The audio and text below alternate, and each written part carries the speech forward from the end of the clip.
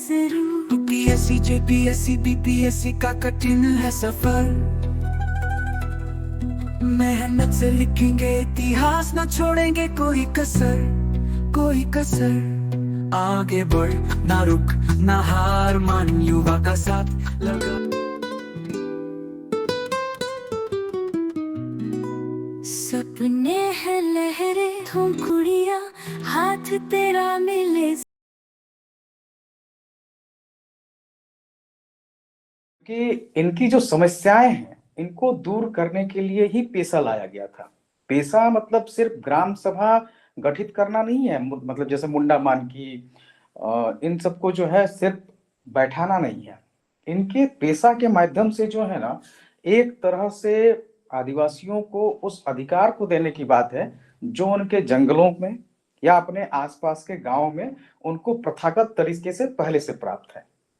यही पेशा का काम भी है। यह अलग बात है कि पेशा को पूर्ण रूप से जो है ना लागू नहीं किया गया है, लेकिन अगर पेशा पूर्ण रूप से लागू हो तो स्थानीय जो ग्राम सभा है उनके पारंपरिक उसको काफी अधिकार मिलेंगे।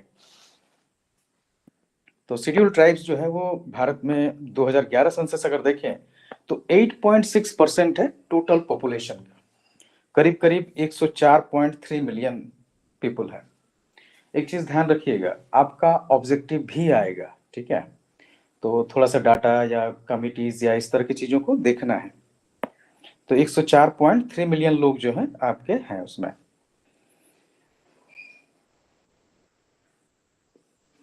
यहाँ पर आपका एसटी जनसंख्या गांव में ज्यादा है, 89.97%, थोड़ा सा कम हुआ होगा इस ड्यूरेशन में, लेकिन बहुत ज्यादा कमी नहीं आया है अभी भी, क्योंकि इनकी आबादी इतनी छिटपुट है, इतनी बिखरी हुई है कि इन तक जो योजनाएं हैं वो ढंग से पहुंच नहीं पाती है।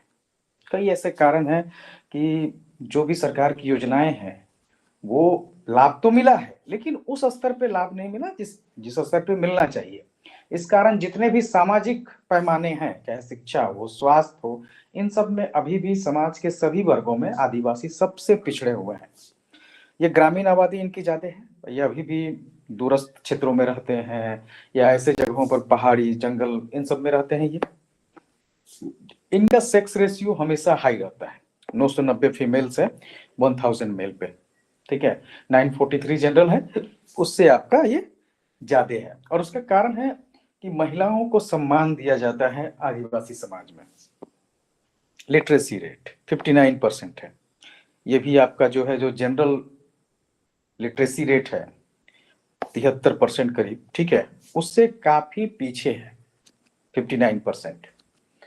और इसके लेकर कई कारण हैं, जैसे गरीबी बहुत ज्यादा है, दूरस्थ क्षेत्रों में रहते हैं, स्कूल की सुविधा नहीं है, इनकी जो पारंपरिक शिक्षा प्रणालियां हैं वो नष्ट हो गई हैं। तो इन सब कारणों से जो है आदिवासी समाज में शिक्षा की कमी पाई गई है। वर्क पार्टिसिपेशन रेशियो हमेशा इनका हाई रहेगा, क्योंकि ये जितने भी मतलब मेहनत वाले काम हैं उनमें यही दिखेंगे, चाहे वो रेजा कुली का काम हो गया या जंगल में काम, लकड़ी काटने का काम हो, इन सब में महिलाओं की भागीदारी भी उतनी ही ज्यादा होती है, खेती में, इन सब में।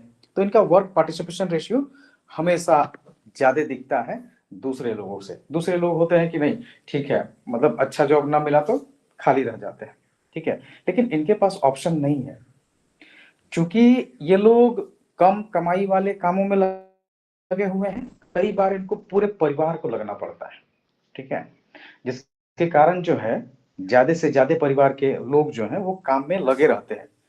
और लेकिन इनकम कम होता है, पर कैपिटा इनकम जो है ना इनका काफी कम है, क्योंकि इनका जो इनकम सोर्स है जिस काम के लिए लगते हैं ये वो ज्यादा प्रोडक्टिव नहीं है। जैसे जंगल से महुआ चुनना या रेजा कुली का काम करना, कहीं जो है किसी अगर कंस्ट्रक्शन वर्क में काम करना, ठीक है, खेती करना, खेती में भी इनका जो इनपुट है वो हाई टेक्नोलॉजी वाला नहीं है, तो वहां भी लाभ नहीं होता है। तो ये भी कारण है इनका। जोग्राफिकल डिस्ट्रीब्यूशन अगर देखते हैं, जैसे पेशा पेशा 10 स्टेट में लागू है, ठीक है, जो आप मिडिल इंडिया के 10 स्टेट देख रहे हैं इनमें पेशा लागू है। मतलब पेशा वैसे स्टेट्स में लागू है जहां पॉपुलेशन ट्राइबल्स की 50% से प्लस नहीं है, ठीक है, उनसे कम है, उन क्षेत्रों में लागू है। अब देखिए स्टेट्स कहाँ कहाँ, ये आपका सबसे ज्यादा एसटी आबादी मध्य प्रदेश में है, जो वहां के कुल स्टेट पॉपुलेशन का 21.1% है। ठीक है, अगर हम लोग देखें जो मिडिल इंडिया के स्टेट्स में कि किस राज्य में उसके पॉपुलेशन के हिसाब से सबसे ज्यादा ट्राइबल आबादी है, तो वो आपको दिखेगा यहाँ छत्तीसगढ़ में 30.6%। ठीक है, हाँ, नॉर्थ ईस्ट में तो खैर वहां तो बहुलता है, जैसे मिजोरम 94.4%, नागालैंड 86.5%, तो वहां तो बहुत ज्यादा है। और सेकेंड नंबर पे झारखंड ही आता है 26.2% आबादी के परसेंटेज के हिसाब से, उसके प्रोपोर्शन के हिसाब से। ठीक है, ये मिडिल इंडिया में बात कर रहे हैं। यूनियन टेरिटरी में लक्षद्वीप में जो है आपको सबसे ज्यादा ट्राइबल पॉपुलेशन है। इन राज्यों को याद रखिएगा। मेजर ट्राइब सबसे ज्यादा जो आबादी है भील की है, फिर गोंड है, फिर संथाल है, उरांव, मुंडा, पीबीटीजी 75+ पीबीटीजी जो है आपको वर्तमान में है। ठीक है, 75 पीबीटीजी जो है आइडेंटिफाइड है भारत में। और जैसे बैगा, कोरवा, बिरहोर, जारवा, ये सब पीबीटीजी हैं। पीबीटीजी एक्चुअली में ट्राइबल से भी काफी पिछड़े हुए हैं। इनकी आबादी में अगर देखें, मतलब झारखंड में जैसे खोंड है, खोंड की आबादी भले झारखंड में कम है, लेकिन उड़ीसा, आंध्र प्रदेश में ज्यादा है। लेकिन कई ऐसे ट्राइब्स हैं जिनकी आबादी अभी 1000 से कम हो गई है। जैसे हम लोग देखते हैं सेंटलीज की आबादी 100 से कम, सॉरी 100 के आसपास है या 200 के आसपास है जो गिना गया है। तो ये तो हमारा जो है ना डेमोग्राफी हो गया। अब सबसे बड़ा चीज है कि आखिर ट्राइबल्स को स्वायत्त प्रशासन के लिए पेशा जो दिया जा रहा है, लेकिन इससे पहले उनकी हिस्ट्री क्या थी एडमिनिस्ट्रेशन का, आखिर वो कैसे अपना शासन चलाते थे। जैसे मान लीजिए कोई एक क्षेत्र है, पहले तो देश था नहीं, देश नाम की चिड़िया भारत में थी नहीं, पहले तो बहुत सारे राज्यों में बटे हुए थे ना, जिसके अलग अलग शासक होते थे, और इन्हीं के अंतर्गत जो है आपका ट्राइबल्स रहते थे। तो ट्राइबल्स जंगलों में रहते थे ज्यादातर, या पहाड़ी क्षेत्रों में रहते थे, तो वहां तक साधारण प्रशासन जो है वो पहुंच नहीं पाता था। और जो भी राजा रहे हैं, चूंकि दुर्गम क्षेत्रों में आदिवासी रहे हैं, तो उनके साथ इनका संपर्क कभी अच्छा कभी बुरा ऐसा बना रहा है। जैसे भीलों को अच्छा धर्मोधर माना जाता है। ठीक है, बाकायदा अंग्रेज जो है उन्होंने भील आर्मी कॉर्प्स का गठन भी किया था। या फिर जैसे खोंड जो झारखंड के आसपास पाए जाते हैं, उड़ीसा में, इन सब का, उड़ीसा से आंध्र प्रदेश जो है आपका खोंडिस्तान कहा जाता था। तो इनके अपने राजा रहे हैं। लेकिन जब अंग्रेज आए तो दोनों वार में, आपका first world war, second world war, दोनों में खोंड जो है ये चूंकि लड़ाकू जनजाति है, इनमें एक प्रथा है कि दहेज में जो है ना बाघ का छाल दिया जाता है। मतलब जो लड़का है वो मार कर लाएगा बाघ का छाल और वो देगा, मतलब आपका ई में वधु मूल्य में। ठीक है, तो उससे लड़के की शक्ति का पहचान होता है। तो ये लड़ाकू प्रजाति की है, इसलिए फर्स्ट वर्ल्ड वार और सेकेंड वर्ल्ड वार में जो है बाकायदा इन लोग को बड़ी मात्रा में शामिल किया गया था। इवन जैसे सेकेंड वर्ल्ड वार में भी सुनते हैं आपके जो जयपाल सिंह मुंडा है, वो भारतीय एजेंट के तौर पर काम किए थे, तो उन्होंने आदिवासियों को काफी बड़ी मात्रा में जो है भर्ती करवाया था अंग्रेजों की फौज में। तो ये शुरुआत से ही जो है मतलब कि काफी वीर रहे हैं, लड़ाकू प्रवृत्ति के रहे हैं, इनमें रहा है, संघर्ष की क्षमता थी। और उससे पहले ये अपने प्रशासन काफी हद तक स्वतंत्र रूप से चलाते थे, बिल्कुल भी। जैसे पहाड़िया समुदाय का मुगलों के साथ बड़ा अच्छा संबंध था। ठीक है, मुगलों ने कभी भी उनके स्वायत्त क्षेत्र के अंदर कभी भी जो है हस्तक्षेप नहीं किया, उनको अपना जैसा प्रशासन था उसके हिसाब से चलाने दिया। इसीलिए जब पहली बार अंग्रेज इंटर करते हैं संथाल परगना में, तो पहाड़िया जनजाति जो है वो उठ खड़ा होती है विरोध में। ठीक है, जैसे रमना पहाड़िया, ये लोग कई थे उस समय जो आपको अंग्रेजों का विरोध करते हैं।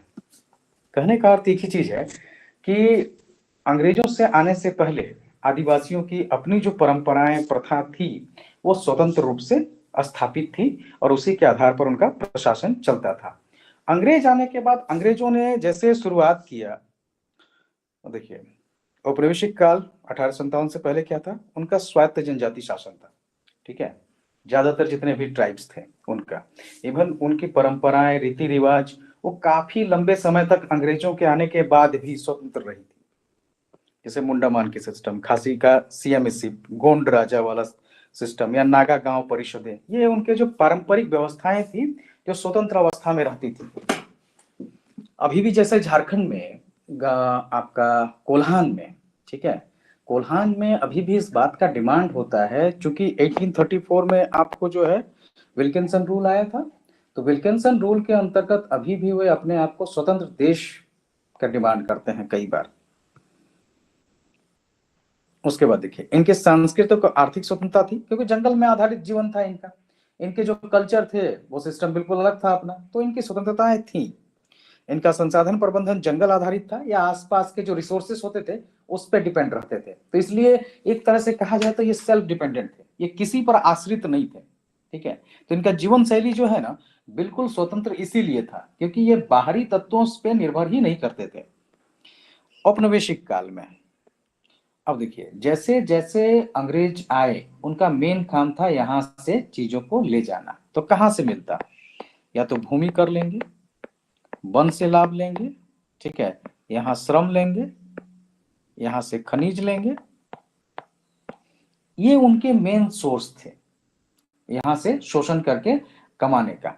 अब भूमि कर, जैसे आपका परमानेंट सेटलमेंट लागू कर दिया गया, परमानेंट सेटलमेंट में क्या हुआ, उसमें जमींदारों को हक दिया गया, इसके तहत जो जनजातीय भूमि आई वो भी इसके अंतर्गत आ गई।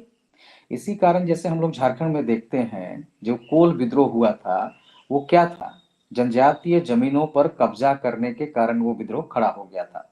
ठीक है, मूल रूप से जो शुरुआती के कारण तो कुछ अलग है, लेकिन मूल कारण जनजातीय भूमि पर गैर आदिवासियों का कब्जा है। या फिर जैसे हम लोग उलगुलान देखते हैं बिरसा मुंडा का, या फिर हम देखते हैं संथाल हुल आंदोलन, ठीक है, इनमें हर में जो है ना एक ही चीज नजर आता है कि जनजातीय क्षेत्रों में जो ब्रिटिश प्रशासन था उसका एंट्री वो मेन कारण रहा है। तो भूमि के कारण जैसे अस्थाई बंदोबस्ती आ गया, ठीक है, इसके कारण जो है कर मांगा जाने लगा, जबकि ट्राइबल्स में पहले से था कि सामूहिक तत्व रहता है, भूमि भी है तो वो सबका है, सब उसमें खेती करते हैं, ठीक है, मिलके पूरा आपका जो है क्या बोलते हैं खूंट के लोग, तो ये सबका है, गांव का होता था। लेकिन जो ब्रिटिश थे उनको ये चीज समझ में नहीं आता था, उनको व्यक्तिगत संपत्ति का अवधारणा पता था कि हाँ ये इसके नाम से है, सामूहिकता में वो नहीं जानते थे। यहीं से जो है टूटना शुरू हुआ आदिवासियों की परंपरा सामूहिकता के ह्रास के साथ में। जैसे झारखंड में एक शब्द होता है मदई, एक दूसरे का मदद करके जो है काम चलाया जाता है। ठीक है, तो ये ऐसी चीजें जो है वो ब्रिटिश सोच के खिलाफ थी, उनको पता भी नहीं था ऐसी चीजों को लेकर, वो बहुत ज्यादा जो है व्यक्तिवादी थे। तो जैसे अस्थाई बंदोबस्ती लागू हो गया, जमींदार आए, जमींदारों ने टैक्स उगाना शुरू किया। अब जो आदिवासी जिनकी खुटकट्टी जमीनें हैं, भुइंहरी जमीनें हैं, अपने कोड कारकन उसके खानदानों तैयार किए, टैक्स क्यों देंगे, तो विरोध यहीं से होना जो है स्टार्ट हो गया। उनका जनजातीय स्वायत्तता विघटित हुई, मतलब कम हुआ, उसमें उनकी जो स्वतंत्रता थी वो कम हुई, ब्रिटिश प्रशासन जो है उसमें एंट्री लेने लग गया था। उसके जैसे उसके जो टूल्स हैं, जैसे भूमि नीतियां, अस्थाई बंदोबस्ती लागू होने के कारण, भारत वन अधिनियम, जो वन नीतियां आई उन्होंने आदिवासियों के हक को वनों से काट दिया। इवन वनों के जो उत्पाद है उसको लेने पर भी उनको अपराधी घोषित किया गया। मतलब एक तरह से कहा जाए तो जो जनजातियां हैं वो अपने जो पारंपरिक स्रोत थे, उनके जंगल जिन पे उनका आर्थिक और सामाजिक स्थिति काबिज था, वो आधारित था जंगल पे, वहां से उनको काटा गया। ठीक है, तो ये भी जो है वन नीतियां भी उनके स्वायत्तता को कमजोर की हैं। आर्थिक शोषण, भारी मात्रा में कर जबरन बेगार लगाया गया ब्रिटिशों द्वारा, उनके महाजनों द्वारा, साहूकारों द्वारा, जमींदारों द्वारा। इवन जो आपका माइनस फॉरेस्ट प्रोडक्ट थे उनके संग्रह के लिए भी जो है उनको कई बार अपराधी घोषित किया गया। तो इन सब के कारण जो है ना आदिवासियों की स्वतंत्रता घटी ब्रिटिश काल में। प्रशासनिक नियंत्रण भी उनमें बढ़ाया गया, जैसे अनुसूचित जिला अधिनियम 1874। हम लोग जैसे देखते हैं ना 1857 या उसके बाद में कई आंदोलन हुए ट्राइबल्स के, उसके कारण जनजातीय क्षेत्रों को अनुसूचित जिला घोषित किया गया ताकि उनको जो मेन कानून है जो साधारण रेगुलेशन है उनसे अलग रखा जाए, क्योंकि अंग्रेज इतने आंदोलन के बाद एक चीज तो समझ गए थे कि इनको बांधा नहीं जा सकता है, इनका विद्रोह चलते रहेगा जब तक इनकी परंपराओं को सम्मान नहीं दिया जाए। तो साधारण कानूनों से इनको अलग रखा गया। 1919 का जो भारत सरकार अधिनियम आया था उसमें जनजातीय क्षेत्रों को पिछड़ा क्षेत्र, ठीक है, उसके नाम से नामित किया गया था। 1935 में बहिष्कृत क्षेत्र और आंशिक रूप से बहिष्कृत क्षेत्र में बांटा गया। मतलब उसको साधारण कानून से नहीं, वहां पर राज्यपाल को थोड़े ज्यादा पावर दिए गए थे इन क्षेत्रों में। आपराधिक जनजातीय अधिकार अधिनियम 1871, हमको लगता है पूरे ब्रिटिश कानूनों में भारत में सबसे ज्यादा विवादास्पद यही कानून रहा है। इसके द्वारा झारखंड के, मतलब भारत के सिर्फ ट्राइबल्स ही नहीं, कई दूसरे जातियों को भी, समुदायों को भी अपराधी घोषित किया गया और उसका दंश वो बाद तक झेले। क्योंकि जैसे पुलिस होती है, उनको ये बताया जाता था कि भाई ये जाति ऐसा चोरी करती है। अब किसी को आप प्रशिक्षण में इस तरह का दिमाग में डालेंगे तो पीढ़ी दर पीढ़ी वो ट्रांसफर होता है, ठीक है। इसलिए मानसिकता अभी भी कई बार देखने को मिल जाती है कहीं कहीं गाये बगाए। जनजातीय प्रतिरोध, अब देखिए इन सब औपनिवेशिक नीतियों के कारण जो है ना, जैसे भूमि व्यवस्था, जो आपका परमानेंट सेटलमेंट था, या वन नीति, या जो उनका शोषण हो रहा था, इन सब के कारण जो है ना विद्रोह भी काफी हुए। संथाल हुल, मुंडा उलगुलान, बस्तर विद्रोह, टाना भगत आंदोलन, तो ये सब विद्रोह हुए। और इन सब के कारण ही जो है प्रशासनिक नियंत्रण के लिए कई बार साधारण रेगुलेशन से उनको अलग रखा गया। और साधारण ही कई तरह के भूमि कानून भी बनाए गए, जैसे सीएनटी या फिर 1872 का एसपीटी एक्ट। ऐसे कई कानून बनाए गए जनजातियों के संरक्षण के लिए, क्योंकि इनका विद्रोह जो होता था वो काफी जो है रक्त रंजित होता था, इसीलिए। अब देखिए ये तो हो गया आपका ब्रिटिश के समय में कि भाई नहीं, ब्रिटिश के समय में क्या हुआ, पहले तो उनका खूब शोषण किया गया बड़े पैमाने पर। आदिवासी क्षेत्रों को सामान्य रेगुलेशन से अलग रखा गया और उन्होंने विद्रोह भी खूब किए अपने स्वायत्तता के लिए। तो इनकी स्वायत्तता घटी तो इन्होंने विद्रोह किए, और अंग्रेजों ने भी कहीं कहीं कुछ जगहों पर जो है थोड़े से उपाय किए हैं। अब आजादी के बाद का क्या स्थिति है, क्योंकि आजादी के बाद जो है संविधान बना और संविधान के तहत में भारत का प्रशासन चलाया जाने लगा। जयपाल सिंह मुंडा जैसे कई आदिवासी नेता थे जो संविधान सभा में आदिवासियों के मांगों को पुरजोर तरीके से रखे थे। तो जो वर्तमान में स्वतंत्रता के बाद में आदिवासी शासन वो संवैधानिक ढांचे के तहत चलाया जाता है, ठीक है। जैसे भारतीय संविधान में अनुच्छेद 244 भाग 10